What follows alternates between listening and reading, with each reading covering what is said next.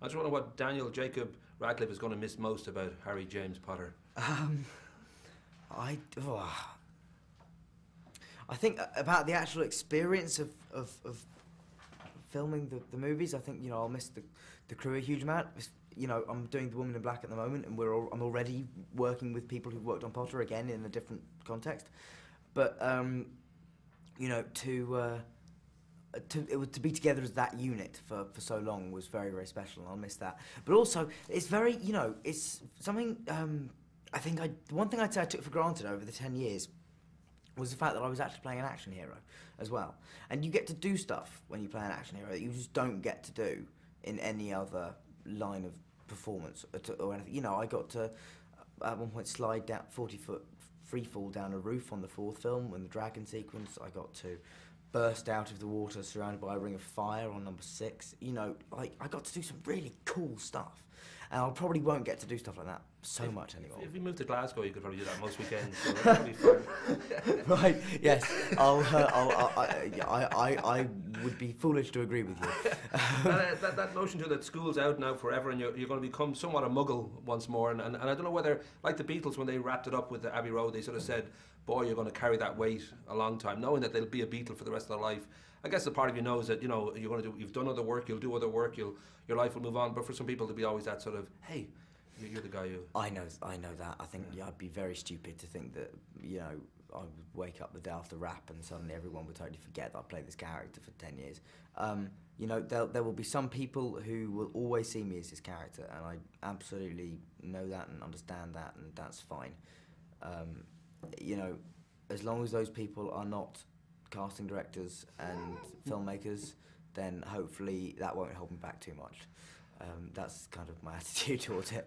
I was thinking your growing pains, normally people capture their growing pains on camera phones and home movies, and you've captured it over a multi-billion-dollar franchise movie that's made 4.7 gazillion, I think, at this point. Yes. I don't know whether there's a part of you that sort of mourns not having had an ordinary sort of adolescence, or maybe you and Emma and Rupert are too busy having money fights to worry about such things. Yeah, I don't. I like the idea. Yeah, I mean, to be honest, I don't think it was a worry that we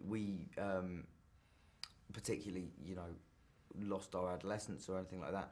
I think, you know, of course, we didn't have what people would consider a normal adolescence, in that we were on film set for most of that time. But, you know, in my head, it was a much improved one, because there's a lot less bullying and cruelty on a film set than there is at school. So I got to miss out, in my mind, in all the crap parts of being a teenager, which is, generally speaking, hanging around with other teenagers en masse, which is something I didn't particularly enjoy in my brief periods when I did go back to school.